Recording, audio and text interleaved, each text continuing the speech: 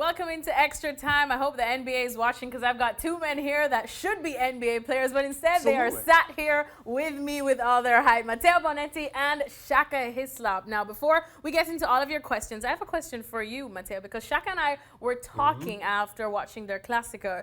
Do you think Antonio Conte could go to Bayern? Good fit?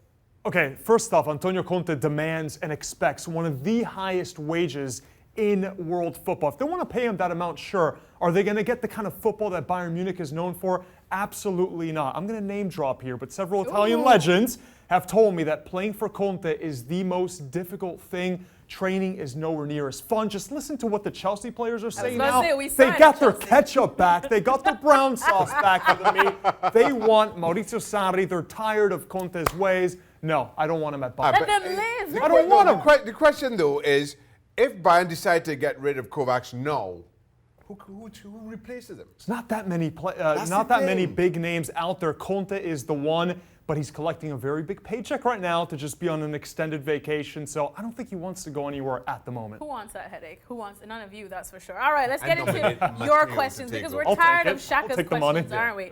Let's move on. So Kartik wants to know, wouldn't the big matches, be it El Clasico or others, which would happen almost every week in the European Super League, lose their value if they are played regularly? One reason these matches are craved is because they are so rare. Matteo, what do you think? Kartik, if the Super League happens, I'm done with football. I'm going to go find another job. I would have no more interest. NBA, maybe? No, I'll go all in MLS, all in NASL, whatever. That's extreme. I'm done with European football. This would be the ruin of football. He's absolutely right. The mystique of the matches that we've come to expect would be gone. All the domestic leagues would be ruined. It would be a case of the elite richest get richer, and that is it. This is not good for football. This is good for casual fans who just got into the game 2 years ago, and they want to see a Champions League match every week. That's not how it works. We already have the Champions League. It's angering me right now that we even have to talk about this. It's ridiculous. Everybody wants what they can't Nothing for me right, to add to that. I cannot add to that.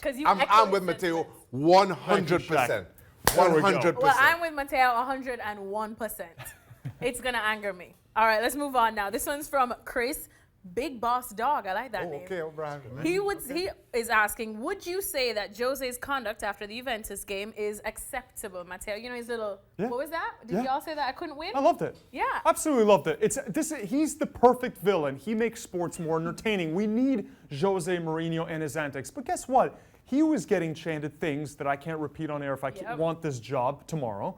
He was getting chanted things for 90 minutes by the Juventus fans, which were terrible, which you expect in the Italian stadiums, which I love as well. That's rivalry, it's heat, and they remember him from Inter. So why not have a little bit of this after the game? I loved it. I want more of this in sports. I think so too. And Shaka, I know you said it on the show earlier this week because it's not like he said or showed anything that was really rude that we would say that needed to be bleeped out. As players, or in this case, as a manager, you are subject to all kinds of abuse from the stands.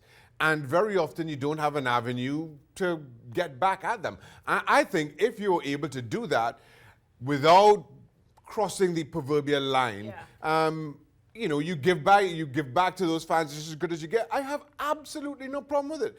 And I saw nothing wrong with what Jose did. I have no problem with the manager having go back at fans who'd been abusing him all game long. Fair play.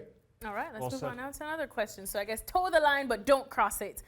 Someone else is asking, who do you think should win the Ballon d'Or? That's from Lebo Gang. Ooh. To break up the monotony of Messi, Ronaldo, give it to Kylian Mbappe. Look at what he won over the summer. The World Cup, if you look at Fabio Cannavaro winning the Ballon d'Or, if you look at him, that was because of the Italian World Cup in 2006.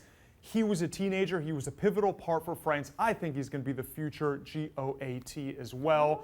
So give it to Kylian Mbappe. Why not? Let's have some fun. Messi, Ronaldo. I'm not problem with that. I tell you what, if PSG don't get out of this group stage this season around, it's hard to make that case at the end of 2018, though. And I know it's a usual name, but Cristiano Ronaldo has made the leap from Spanish football to Italian and almost hasn't lost a step. Continues to do incredible things in the game, continues to be in the voting. I, just for posterity's sake, would like to see a different name, but I'm not sure whose CV stacks up as well as Ronaldo's. All right, moving on now. Finally, this one's from Nick, and he wants to know, Shaka, Oblak has 100 clean sheets in 179 career appearances for Atletico. How isn't he better than David De Gea? Without question, for me, Jan Oblak, one of the top 5 goalkeepers in the world. I did a recent top 5, and he was in. I think he might have been in 5th, but don't shoot me, Nick. But for me, I think over the last few years, David De Gea had established himself as number 1. I think you almost seen a lesser version of David De Gea this season than you had in previous. And now, don't get me wrong, that takes some doing, because I felt that David De Gea had been simply exceptional for the last 4 or 5 seasons. At the same time, Ter Stegen, I think, has continued to improve as a goalkeeper, and I have him down as number 1 now. But all that being said, if I had to choose a goalkeeper between Oblak and De Gea right now, I'd still go with De Gea. Now, again, don't get me wrong, we're talking about 2 incredible goalkeepers.